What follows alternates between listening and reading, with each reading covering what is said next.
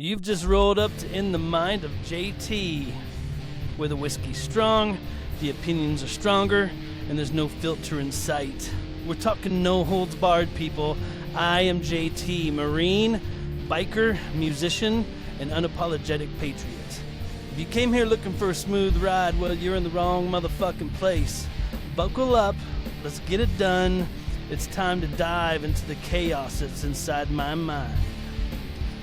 So, hey everyone, thanks for tuning in and hanging out with me again tonight. You know how I do, straight talk, real topics. And today, we're gonna hit on something I don't think a lot of people, really kind of think about. And people don't realize that our power grid that we live in and that we have is not. How can I say it? It's not really kind of prepped for the times we're living in, right?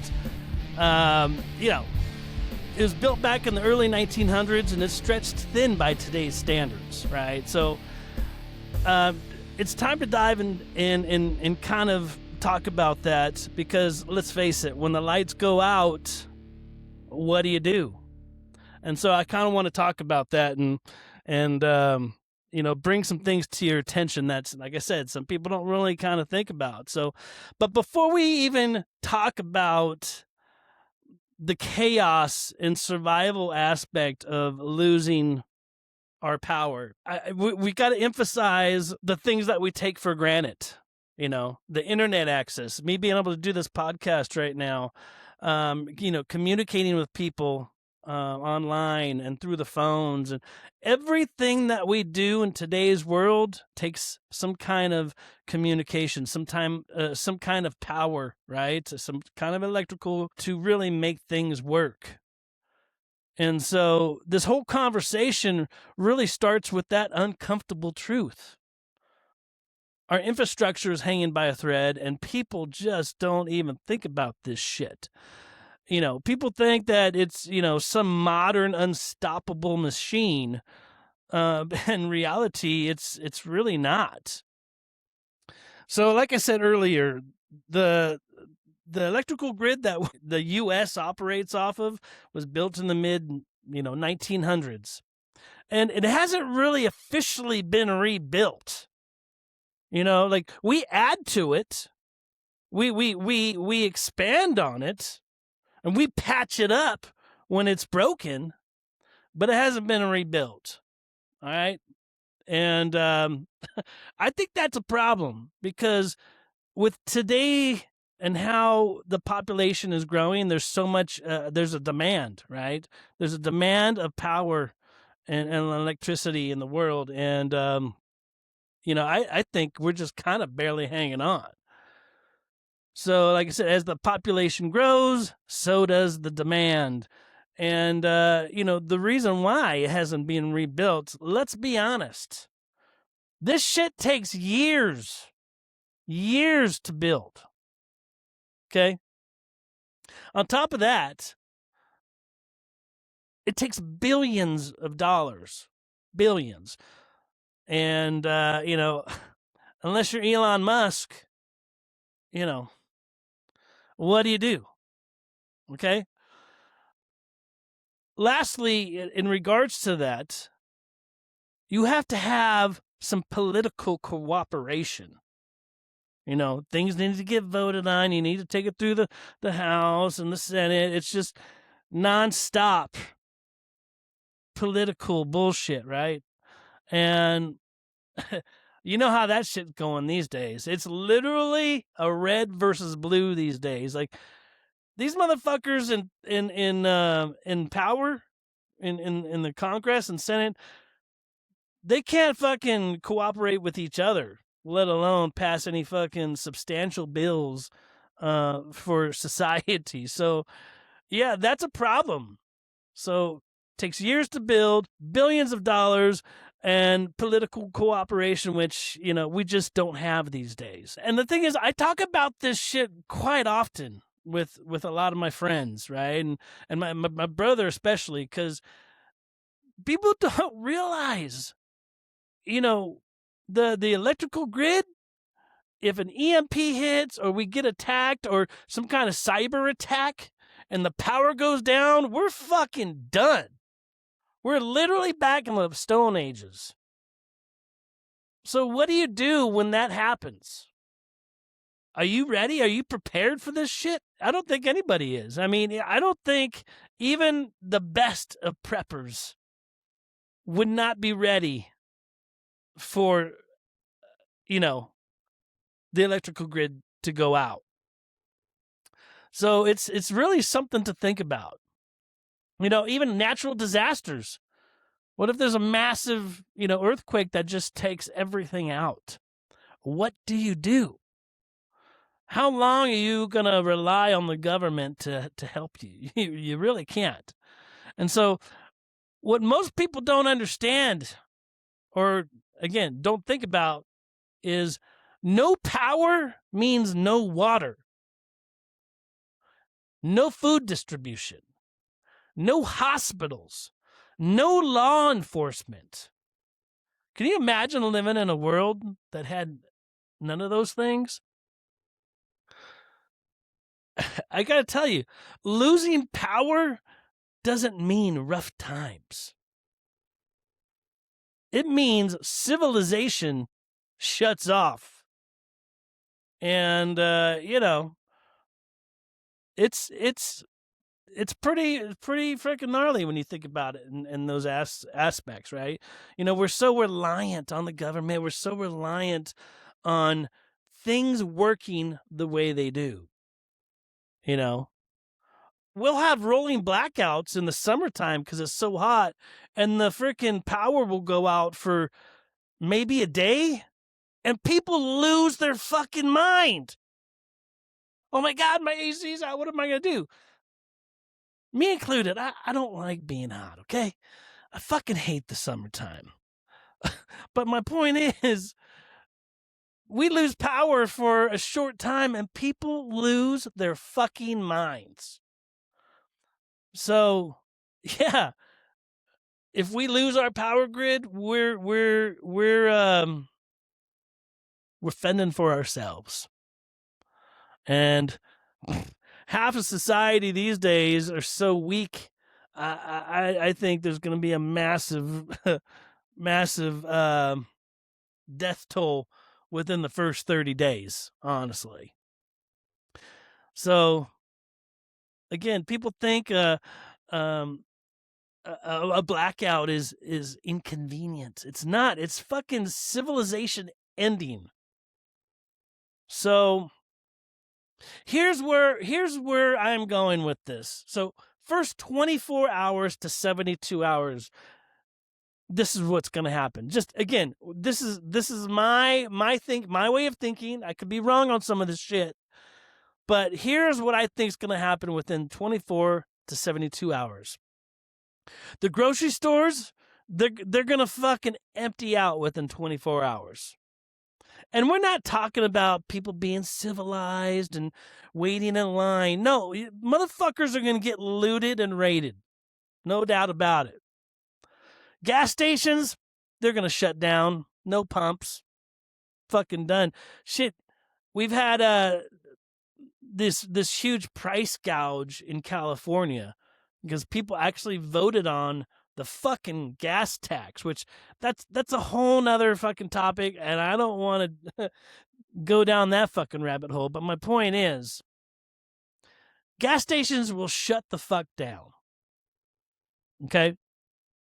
ATMs, credit cards, online banking, it's fucking useless. It's obsolete. Done. Your emergency services, they're going to be so overwhelmed, you're not going to be able to get through. You're not going to be able to get through. At least not immediately. So those things will definitely happen. So my take on this, within that first 24 to 72 hours, I like to think that I would skip the panic buying, right? I'd like to, of course, I'd want to, stock up on supplies, but understanding that going out and within that time frame is dangerous. So I would skip the panic buying, and I would stay home, locked down, and I would take an inventory of what I got. And I'd also take an inventory of things I may need, right? I would avoid unnecessary movements. And what I mean by that is I'm not going to travel long distances. I'm not going to get in my car and fucking drive out of state. No. That'd be nothing but problematic. And not only that, but you're going to use up resources real quick. So yeah, I wouldn't do that. So I would stay locked down, and I would be tuning into maybe AM radios, walkie-talkies, trying to communicate with my brother or people close by and listening in very intently on what's going down. And I think part of this scenario is I think the loudest people would die first. And what I mean by the loudest people, I'm talking about the people who are going out and looting and doing criminal activities. Now, mind you, when you're in survival mode, all you do is think about yourself and your family. So I would understand that logic. But in my world, the calm ones are the ones that are going to last. So it's about having a level head. You know, inside you can panic. Fucking yeah, dude. Shit's fucking gonna start popping off soon.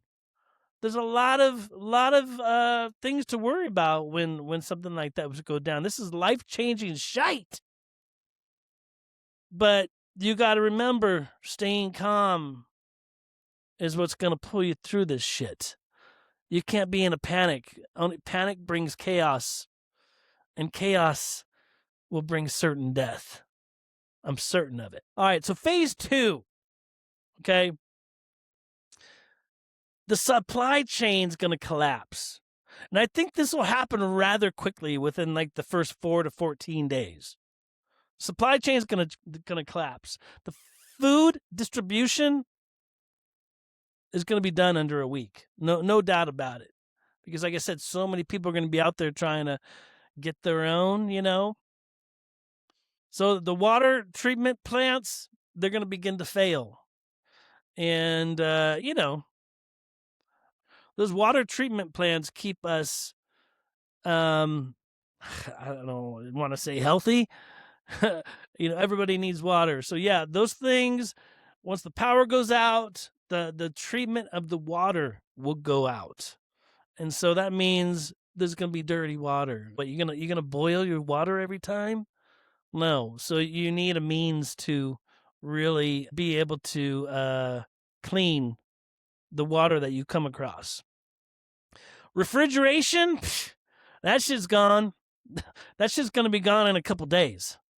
Like literally fucking done. The fuel reserves, they're gonna dry up fast. Real fast.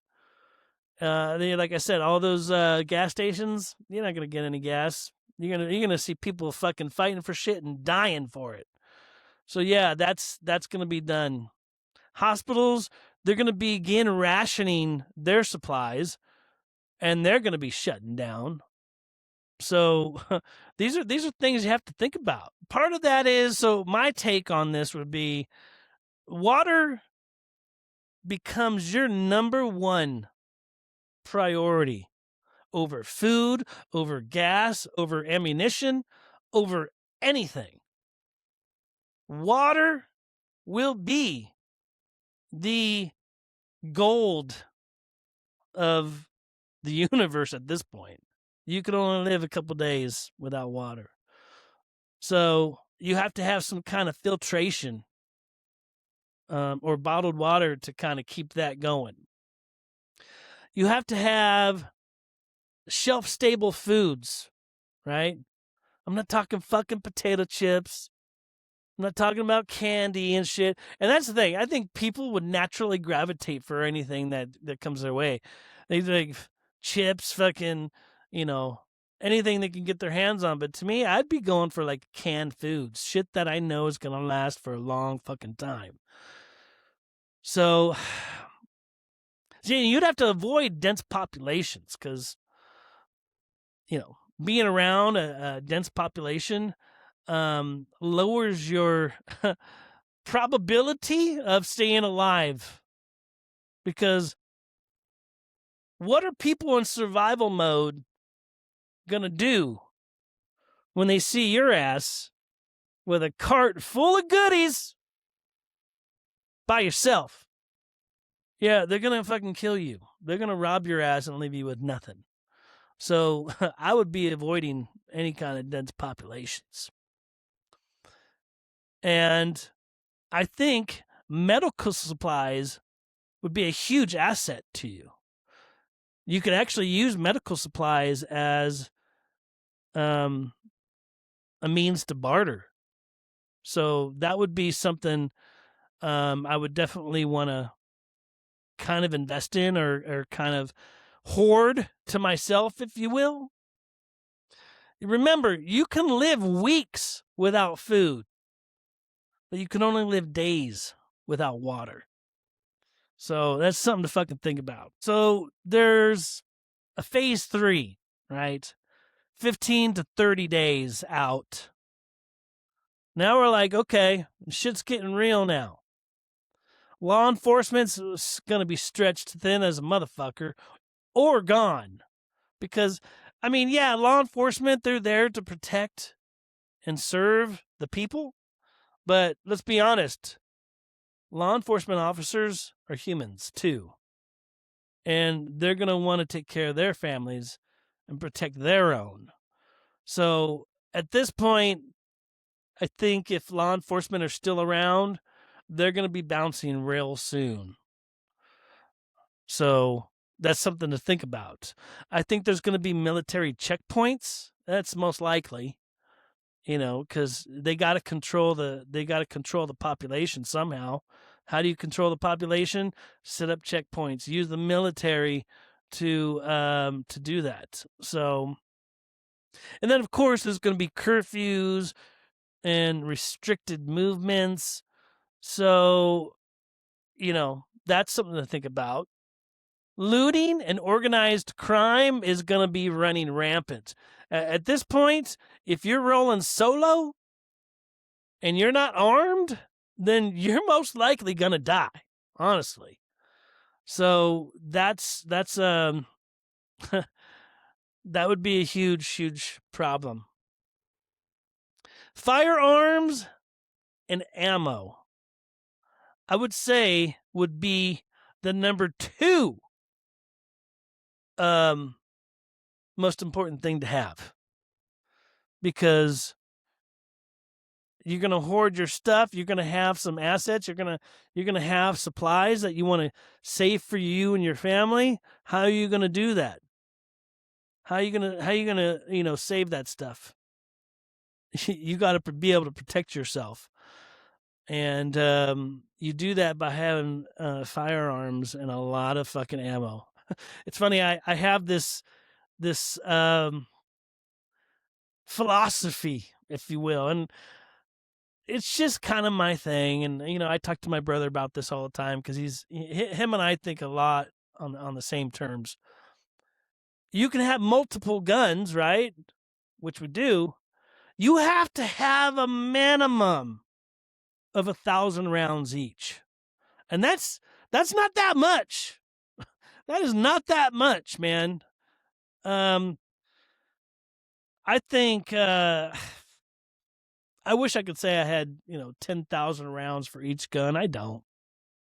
I do have a small arsenal, no doubt about it.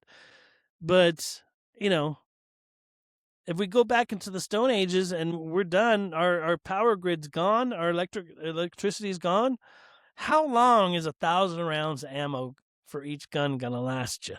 Probably not that long, because then you're also going to use said ammo to possibly barter, right? What if you run out of food, but you have a bunch of ammo? You can barter that shit. And, I think that would go rather quickly. So the more ammo and guns you have, the better. So I think being on the defense equals deterrence, right? You gotta be able to protect yourself. But at the same time, you have to be able to have a trusted circle, because there is power in numbers. Like, look at the mob mentality. Like, the mob mentality, I mean, yeah, you could be armed to the teeth with ammo and guns. You might be one person. You might be able to take out a bunch of dudes, coming after you. But you're gonna be able to take out 30, 40, 50 dudes coming for your shit? No. At some point, you're gonna get overrun. So having a trusted circle of people in your corner and in your circle is extremely important. Like, my brother and I, we joke about this shit all the time, because he doesn't live very far from me, right? And he has a ranch, and he's pretty stocked up on things, and we always talk about, like, if we ever had to live in a time like that, we kind of have a game plan of what would happen, right? We would gather up our resources. I'd gather up everything I had that I think would be helpful, and I would join him at his location, and we would go from there. And he's got trusted friends, and I've got trusted people. So it's a matter of forming a small community defense, So that would be very important. Now, you can you can go survive solo, go post up in the woods somewhere, and you might avoid a lot of shit, but at some point you have to frickin' team up with people. So, and I think in part of that, like, a leadership role would probably emerge out of somebody in your group, right? The collective way of thinking would be beneficial, but there's always going to be somebody who's going to step up and take that role. So, if that's something somebody in the group would want to do, by all means do it. But I said it's a collective effort, I think, in order to survive. See, because at this point, money won't protect you. Money won't do shit for you. People would be the value, right? So there is a currency that I think would be beneficial for bartering, and that would be like gold, silver, those kinds of things. And I've never really invested in that stuff, but it's something to think about. Like, I am by no means a fucking prepper. I know, so I got some buddies of mine who are just hardcore fucking preppers. They've got, years worth of rations and water and ammo to live off of. Okay, that, I think that's fantastic. I don't quite live that life, right? Like, I do prep, and I have 60 days worth of food. I have means to filter water anywhere. I have a bunch of survival stuff that I could, use, right? But I'm not set up for years. No way. Like, I don't have that big of a house, right? You have to have a lot of money to be able to collect those kind of resources over the years and do things. But I do have, I think if this were to go down, just based off what I have now in my house, I have enough for at least 60 days for myself to survive on. After that, well, survival of the fittest. I'm a firm believer in that, survival of the fucking fittest. Now, as I said, I think at this point, now we're moving on to the 30 to 60 days out. Like I said, cash is pretty much obsolete and meaningless. And that's when the barter system is going to kick in.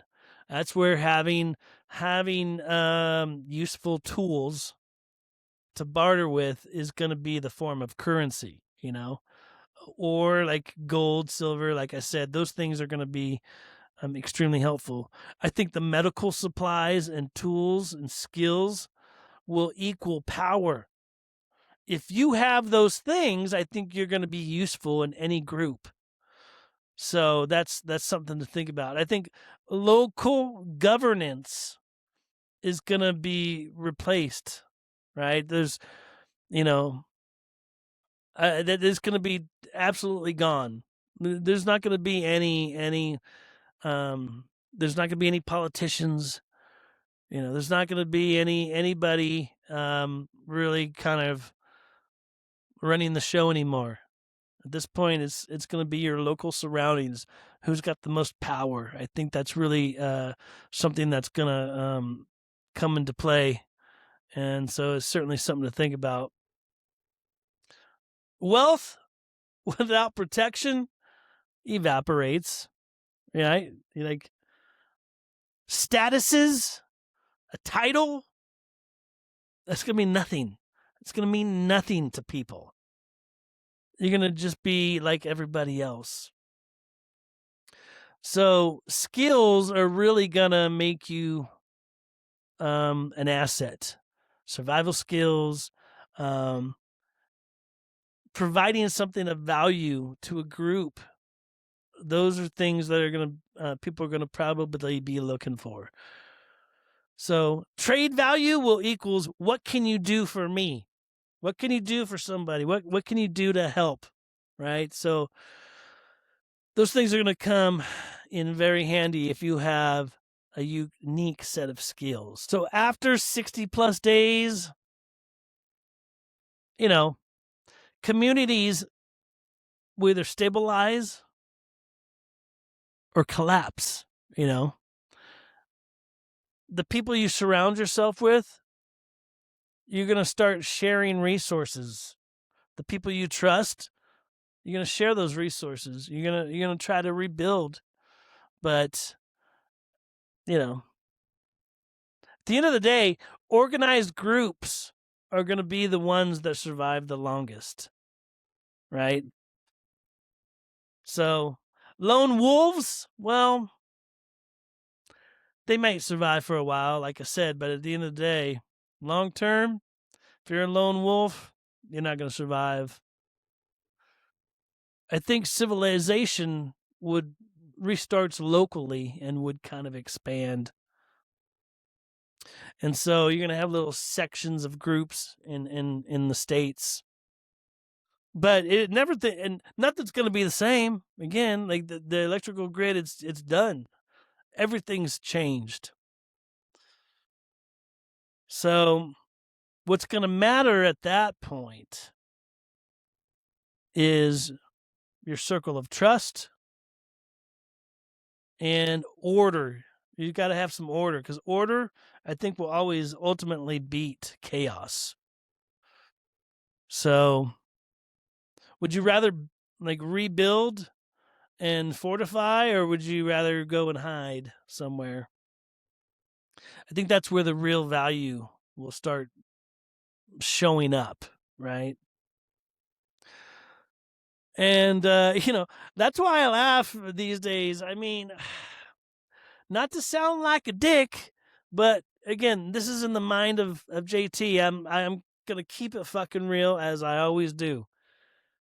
The green hairs, the blue hairs, the weak-minded people will be the first to perish, because they don't have the skills to survive. They haven't been through the fucking hard times to survive. They haven't built the resilience that you need to survive. So I think there's going to be a mass death toll within that first 60 days of this happening, if it ever does. God forbid, I hope it never fucking happens. I hope at some point the U.S. gets its shit together, our politicians get their shit together, and unite. I hope Elon Musk takes the lead and just creates some amazing technology to prevent that from ever happening, because no one wants to live in that way. I'd like to think that if I'm put into a situation where it's live or die, then I'm gonna thrive and I'm gonna survive, because I have that mentality. And I've never played the victim. See, that's where we're at today.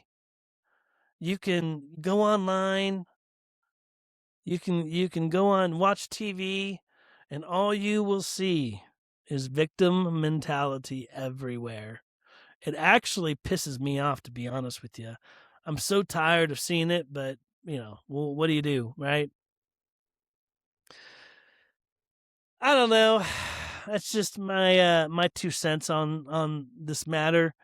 I just know that if something like this does go down, I like to think I'll be one of the people who survive, at least for a long period of time, because you have to literally change your mentality when you're in something like that, and I tell you what, I really give a lot of credit to the Marine Corps, because it really kind of gave me a mindset, right?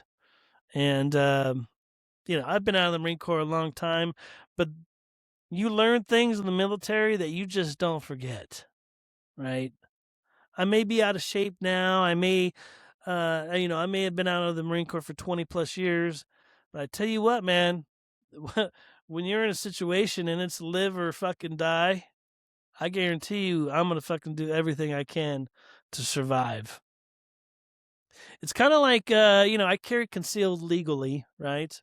And I have some anti-gun friends who just like don't understand the fucking concept of carrying and why I have to have a gun. I've had one person literally ask me, "Oh, you think you could actually kill somebody if somebody came up on you?" Hell yes. If they're threatening my life or my family's life, you bet your ass I'm going to, without hesitation, I'm going to defend myself. That's just how it is. I think everybody should have that mentality. We live in a cruel world, man. You either fucking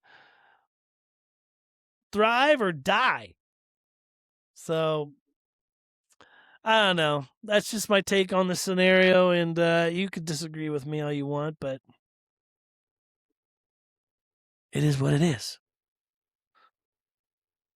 So, that's all I got to say about that. But on another note, the podcast has been growing. My show is growing, and I'm getting a loyal audience, people who are engaged, and I'm always looking for brands who are aligned with my like mind, right? So if you're aligned with freedom and grit and self-reliance and real talk and just being unapologetic and just throwing your opinion out there, well, I'm all ears. If you're a brand that believes in resilience and real talk, well, you know what? You will always have room here on this podcast. And, for those of you who might be new and haven't, you kind of just stumbled across my podcast, you can find me on social media. You can find me on Facebook at JT Space Triplet. You can find me on Instagram at JTRocksU. And then, of course, you can find me on YouTube. Spotify and iTunes, they're coming soon. And I'm to the point where I'm going to be posting episodes regularly and trying to be consistent. And I tell you what, if you want to be a guest on my show, or you have a lot of things on your mind and you want to debate about it and talk about it, I would love to bring you on here, bring you into the studio, and we can chat about it. I mean, that's the great thing about having a podcast. Meeting people and talking about things that we might not always agree with. So I'm always up for a fun debate. So, anyways, that's all I have for now. Keep staying tuned in. I'll keep dropping episodes pretty regularly, and let's chat about it. This is JT signing off. Ride safe, live free, and don't take shit from anyone. Peace.